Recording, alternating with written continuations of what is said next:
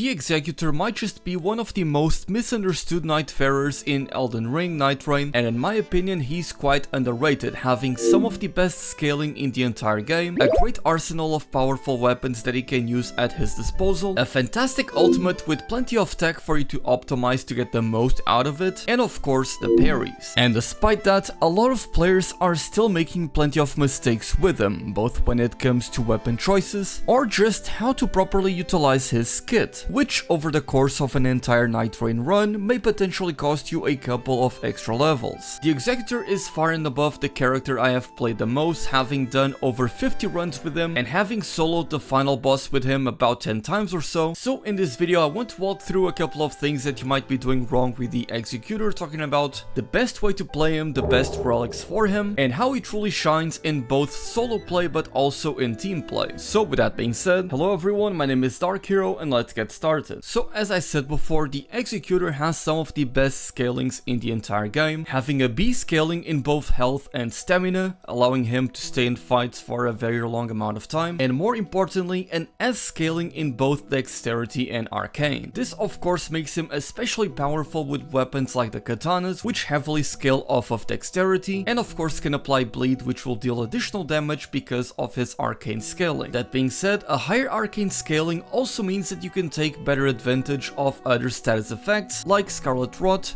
poison or frostbite. So despite not being katanas, weapons like the Answer Rapier or the Frozen Needle, which both have an S scaling in dexterity, can allow you to proc these status effects very quickly.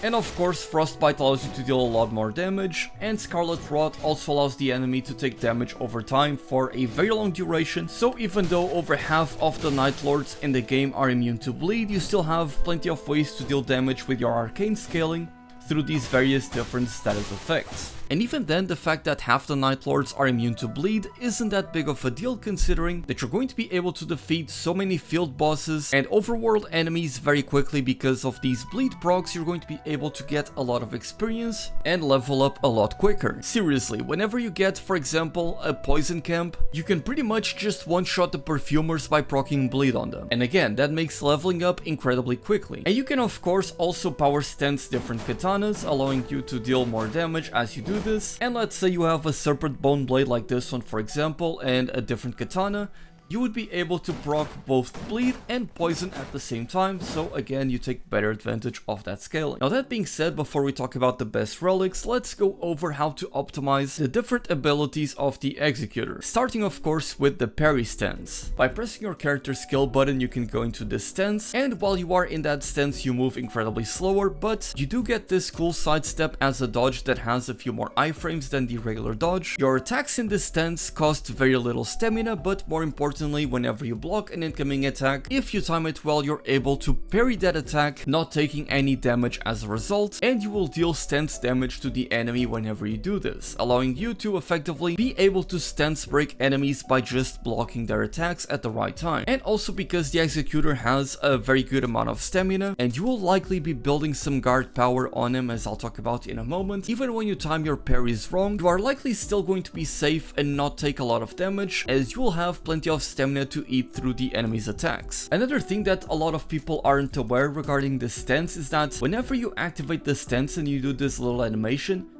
you can actually parry an incoming attack in that animation. So if I time this right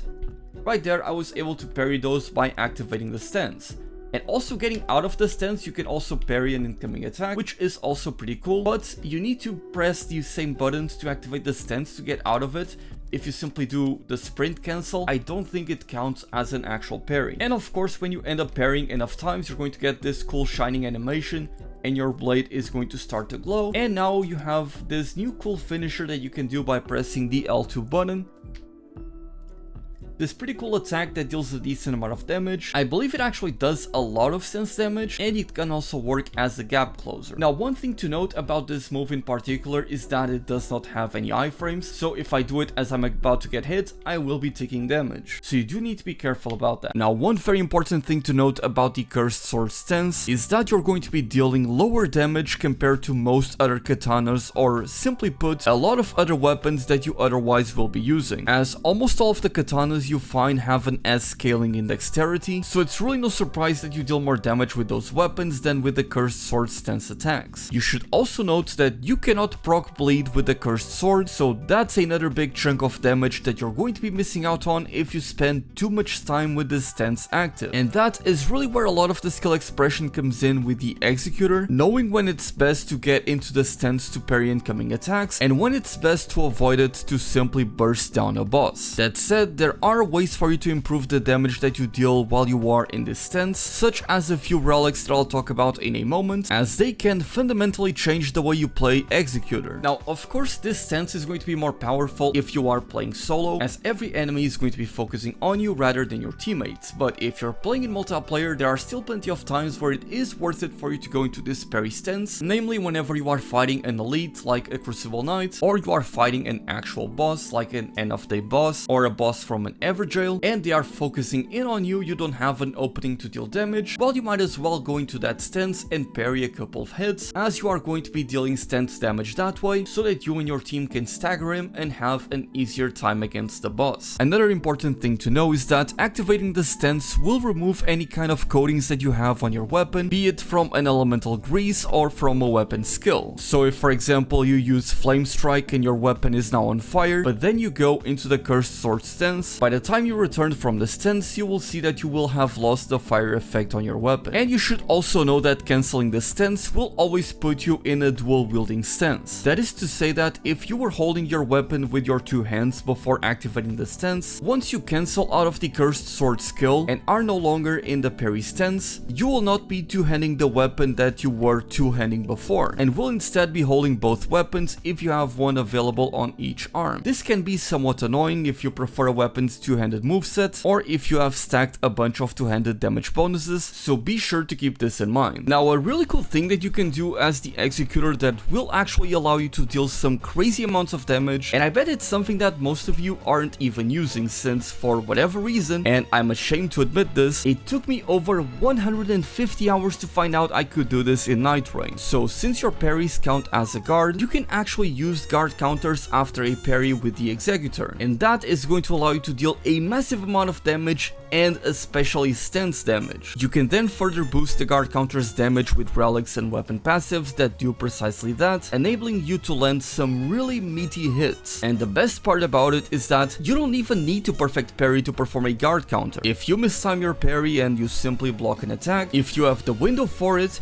you can still follow it up with a guard counter. That said, the timing for the guard counter with the Executor's parry can be a bit finicky, as you may need to keep holding the block button after you parry for a bit, and then immediately follow it up with an R2. But if you get used to it, you'll be able to dish out even crazier amounts of damage with the Executor by basically just doing what you were already doing, but better, because guard counters are much better than using the R1 attacks. And seriously, whenever you stack some of the relics that I show in this video, you're going to see some crazy damage numbers out of a single guard counter. Now, as for the ultimate, this has to be one of the best ultimates in the game. Whenever you activate it, you become this big wolf. You can run around all over the place, you have plenty of mobility, you can dash, and you can also use these big AoE combos by pressing the R1 button or left click on controller.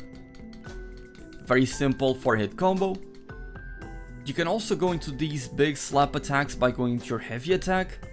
which are pretty good at breaking stances. You have this big finisher by pressing the L2 button, where you pull out your blade, you deal a lot of damage, and you immediately get out of the transformation, which, by the way, a lot of people are not aware of this. You can manually get out of the transformation at any moment by pressing the same button you do to begin the transformation.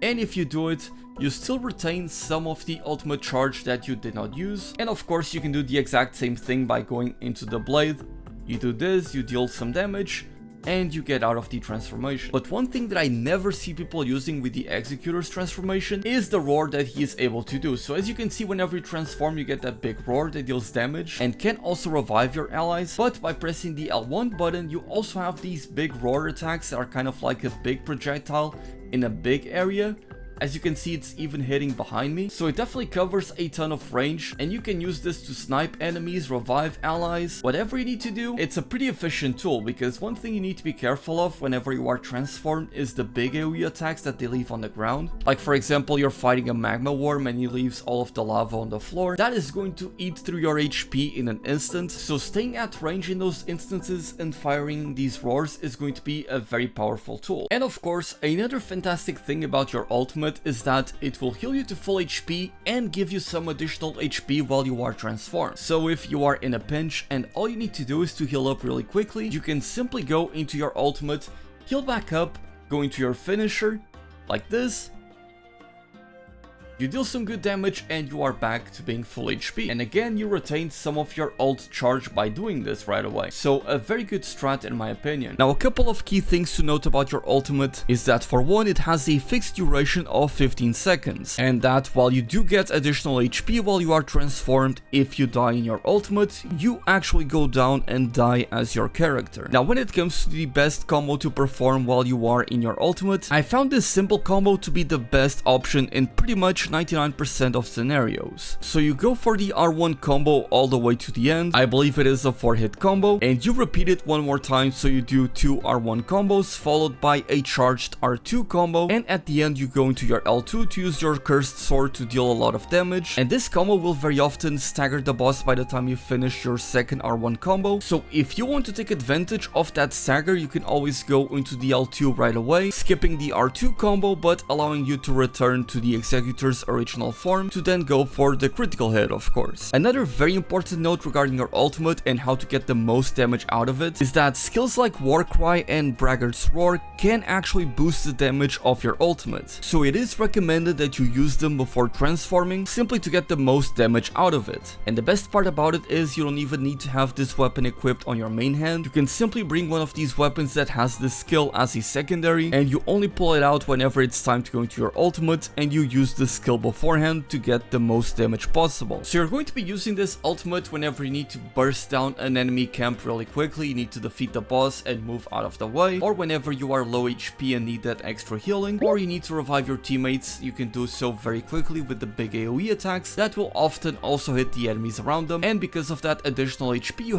have that extra safety. So definitely one of the best ultimates in the game, and do not underestimate it. That said, let's now go over some of the best relics to utilize on the Executor. I'm going to first be showing you relics that don't require any RNG to be dropped, ones that you can simply buy from the bazaar, or you get them guaranteed by defeating the bosses, and then I'll show you some of the best things you can get from an RNG perspective that you should be on the lookout for whenever it drops for you. So these are the 3 unique goblets that you have with the Executor. You get 1 red and 2 yellows, 1 red, 1 blue and 1 green, and finally 1 blue, 1 yellow and 1 white, which simply means any color will do for that slot. And by doing the story with the Executor, you're going to be getting these blessed flowers, which is not great, but it's also not terrible. It makes it so that whenever you go into the parry stance and you unlock the cursed sword, so when the sword starts glowing, you recover some HP and you get some additional dexterity. The amount of HP recovered from this really isn't that massive, and there are some other relic effects like simply recovering HP each time you block that I think are much more valuable, and I also don't think that going for additional stats is that big of a deal in this game, as there are much more beneficial effects that you can obtain for your character. Now this one you can get for the Executor is actually quite decent. The golden sprout, which is a red relic, allows you to restore HP each time you use your roar while being transformed, which is rarely going to come into effect, but it allows you to be a little bit more reckless with your transformation. But more importantly, it's a guaranteed way of getting HP recovery from a successful guard, and the cool thing about this is that even if you mistime your parry and you only end up blocking the incoming attack, you are still going to recover HP from doing this. So that is one of the effects that I value the most on Executor, especially if playing solo, and you have a guaranteed way of obtaining it right here. You also get the additional benefit of slowly restoring your HP for yourself and your allies whenever their HP is low, so that is also not going to come into effect a lot of times, but that can come in clutch in a few scenarios. So again, it's not ideal, but it's definitely a good benefit to have. Now the pocket watch that you get whenever you defeat your first Night Lord is actually a very good relic that I think is going to work out fine on pretty much every run you do, as it gives gives you a way to restore FP by doing successive attacks, and because you're going to be likely using katanas, rapiers, daggers, very quick weapons, this is going to come into play very often, and you get that additional dexterity as a secondary bonus for more damage, so definitely a very powerful relic. Another fantastic relic that you get at the beginning of the game whenever you defeat the same first Night Lord is Knight of the Beast. That makes your starting weapon deal fire damage, which is nice at the beginning, but you are likely going to be swapping it for a Nagakiba or any other blade you find. But the best part about it is that you get stamina recovery with each successful attack. So basically, as you attack, you're going to be regaining your stamina back, which allows you to attack more often or allows you to have the necessary stamina to then dodge an incoming attack. One of the best relic effects in the entire game. I use this on pretty much every character until I have some more relics that have the same effect, so it is definitely a huge recommendation. Now, one other relic effect that is incredible is this one right here, which gives you partial HP restoration upon damage attacks. This one in particular you can even purchase from the Small Jar Bazaar, and it is genuinely one of the best effects in the entire game, as whenever you take damage you're going to see that additional health that I have that is kind of grayed out, and if you attack the enemy you're going to be able to regain that health. So basically Bloodborne Rally if you played Bloodborne. The downside however is that this relic only becomes available for purchase whenever you defeat the final boss, and I'm not 100% sure if you can get lucky and get this same effect to drop for you in a relic before you do the final boss. That said, Knight of the Phantom is always a very good option, increasing your maximum HP and making it so that whenever you use your flask you also heal your allies, and any item you consume that has a benefit like eating those turtlenecks to give you stamina recovery will also affect your teammates. This is one of the best relics in the game, and if you're having a hard time clearing a boss, I recommend you to take this always, and the amount of HP that you get from this is pretty insane. As you can see, I currently have 260 HP, and with this relic equipped, I now have 360 HP at level 1, so a massive increase in the amount of health that I have, and it should not be overlooked. Another rune that I always value a lot is increased rune acquisition for self and allies. Of course you can get this from an RNG relic, but this one in particular that comes with the stone sword key from the beginning of the game and has discounts on shops. You can actually buy this one from the vendor, but again you need to defeat the final boss first. Now, one additional effect that you can get on a relic that is exclusive to the Executor is actually this effect that boosts your attack during your character skills, so whenever you are in the parry stance, but whenever you attack you take a little bit of HP. Now this effect may seem a little bit risky, but again I like to combine this effect with the other one that makes it so that a successful guard is going to recover my HP, and the idea here is that whenever I am especially playing solo, I'm parrying all of those incoming attacks and I'm going to be dealing extra damage while I am in this stance. This one in particular that I got very lucky, has HP restoration on katana attacks, which of course is going to work with the Executor quite well. And another cool secondary effect you can also get for your character is this relic that has improved stance breaking whenever you are two-handing a weapon, and of course whenever you go into your big stance you are two-handing the weapon, so you're going to be stance breaking more easily, and also whenever you two-hand a katana that's going to take effect as well. Another secondary effect that I'm always on the lookout for is this one that I have that gives me improved critical hits. So whenever I break the enemy stance and I go for a crit, I'm going to be dealing extra damage. That is also a passive that I also look for on all of my weapons that drop, because you're going to be dealing a lot of damage that way. Another bonus that you can find by defeating bosses is one that is going to increase the damage that they take by 50% after you crit them, and that one is just going to be perfect for the Executor. And lastly, another effect that is quite good as a secondary effect is the improved initial standard attack. Now what this actually means is that your R1 attacks are quite simply going to be dealing more damage. So yeah, that is what the game means whenever it says initial standard attack. That is your basic left click or the R1 button combos, and since that is likely the button you're going to be pressing the most to deal damage, dealing just a little bit of extra damage is going to be very powerful. So having said that, the relic setup that I usually go for my Executor is this one right here. We have the Bloodborne healing, HP recovery from successful guarding with additional crits, and more damage in the parry stance, together with HP recovery from katana attacks. If I were to make an alteration to this, would be to add the stamina recovery effect to any one of these relics that I have, as the stamina recovery effect with each successful attack can be quite powerful. But as I explained before, whenever you are in the parry stance, the amount of stamina it takes to actually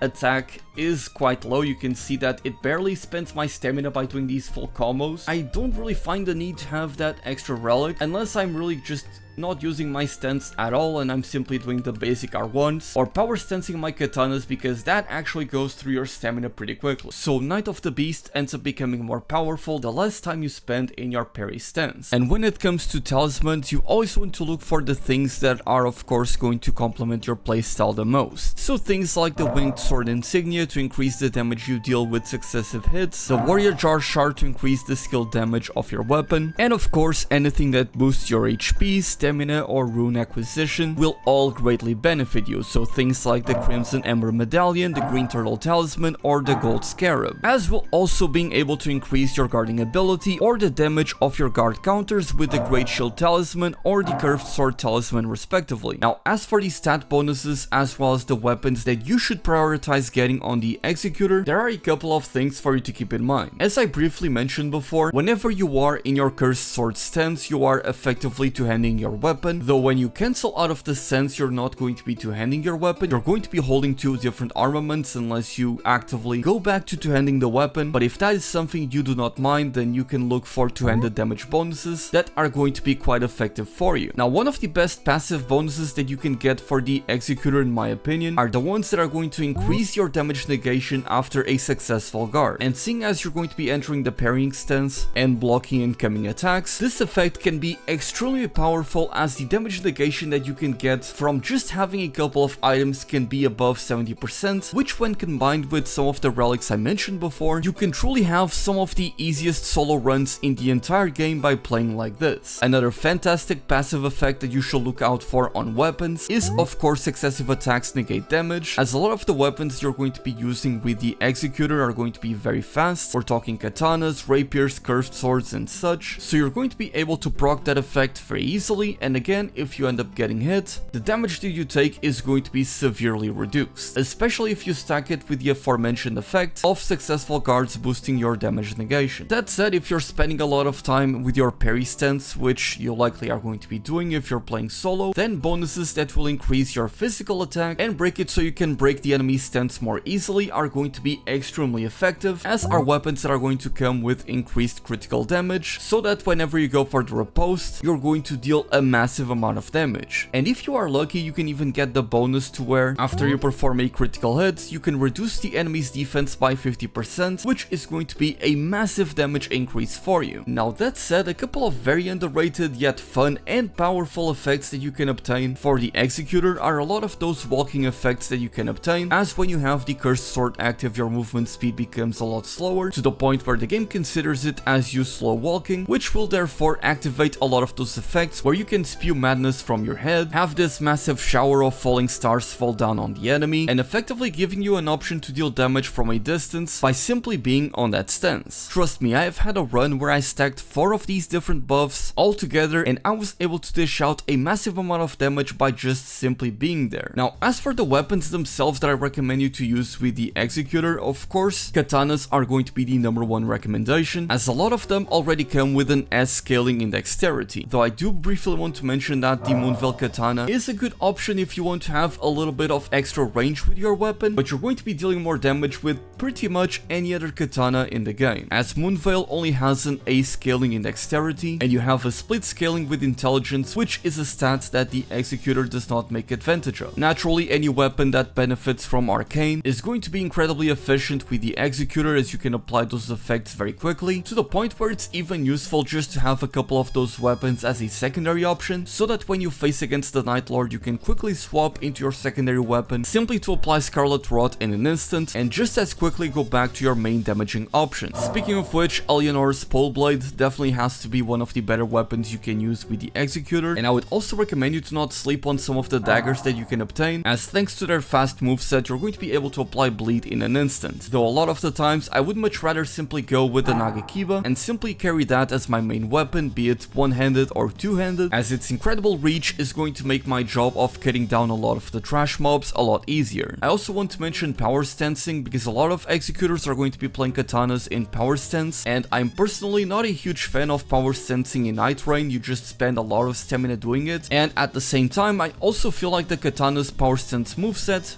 really isn't anything too special, and I much prefer the one-handed or two-handed moveset of the weapon. But if you manage to get a couple of banded curved swords, both of which come with bleed, then you should definitely take those two and power stance them, because the jumping L1 attack is simply going to dish out a ton of damage as you hit the enemy twice with each of the weapons as you attack them. Definitely one of the most deadly combinations you can have in the entire game, and a lot of people are sleeping on them simply because they're not katanas. A few more weapons that you might not have considered are actually fantastic with the Executor are, for example, the claws, specifically the venomous fang that is going to apply poison incredibly quickly, and the raptor talons, which if you are lucky you can even manage to get it with both bleed and frost by, for example, getting Hoarfrost Stomp as the skill on the weapon, and that is going to allow you to deal a huge burst of damage whenever you proc both at the same time. So look for weapons that have bleed and some other status effect that is conditional on arcane, preferably frost because it is essentially just a burst of damage, and that is going to make pretty much every single one of your runs much easier. Another fantastic weapon that I never see people bringing up is the Halo Scythe, because this Reaper, on top of having a very good attack stat, deals both holy damage and can apply bleed, and holy damage is of course very important for the final boss that is weak to holy damage, and in fact after you stagger him with holy damage you can lower the final boss's defenses. So having a dexterity based weapon that has an A scaling and has bleed and also has holy damage means that you can get a very solid weapon for pretty much the entirety of the run. And the best part about the Halo Scythe is the skill itself, called Miquella's Ring of Light, where you quite simply start throwing out these rings of light that actually have a very wide radius to them, so it's very easy to land on the enemy. They do have a little bit of a travel time and the animation to cast them is a little bit long, but it is a very FP efficient skill, and again the damage that you're able to get out of this is fantastic. So I highly recommend that you start using this weapon whenever you see it with the Executor, because it is really amazing. With that said, I'm going to be making a separate video where I will be doing a solo run with the Executor and explaining my thoughts as I play along. So basically a video that you will be able to effectively use as a guide for solo play to play as optimally as possible with this character. That said, let me know if you guys also want to see guides like this for the various different Nightfarers, as at this point I have already soloed the final boss with each of the different characters and I have put a lot of time with them. I have unlocked all of their remembrances, so hopefully you guys are able to learn different things from me, and if you look forward to more Elden Ring Nightreign content, then please subscribe to the channel. With that being said, my name is Dark Hero and thank you all so much for watching.